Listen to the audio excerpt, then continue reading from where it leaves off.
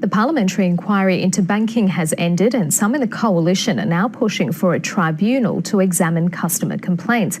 But Labor believes that's a settlement between the banks and the government to avoid a royal commission. Here's political editor Chris Yorman.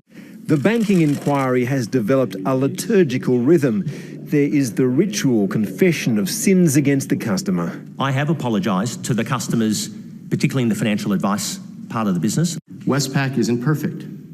In recent years, we've had operational errors, and we apologise for those. There is the hope of redemption. For bankers, trust is the currency that matters the most. In recent years, it's clear that a trust gap has opened up, and we as an industry and as individual banks need to work harder to close that gap. But there are reasons to question whether the sinner has actually repented. How many senior executives have been terminated as a result of these behaviours in your wealth management division? I don't think there's any. The coalition is pushing for a banking tribunal. One other question on the potential of a banking tribunal. Well, Mr Kelly, I think you raise a good point. But Labor wanted to know if the tribunal had been cooked up at a meeting between the Treasurer and the Big Four chiefs. The tribunal was mentioned in passing. Okay, and did those discussions also include, as one of the topics, avoiding a royal commission?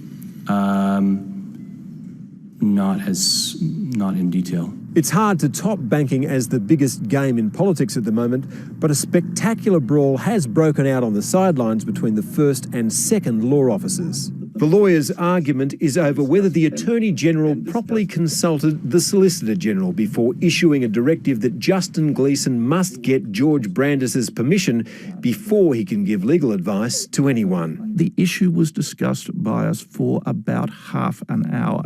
In an extraordinary submission to a Senate inquiry, Mr Gleeson confirmed a meeting but said at no time was there a discussion of restricting access to the Solicitor-General to give legal advice.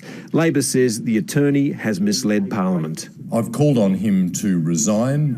Mr Gleeson wants the directive withdrawn, noting the independence of the Solicitor-General is of exceptional importance. This is a remarkable, possibly unprecedented feud, isn't it, between the two top law officers of the Commonwealth? How can you work together? Well, we do work together. It seems likely the Senate will overturn the directive. Chris Yorman, ABC News, Canberra.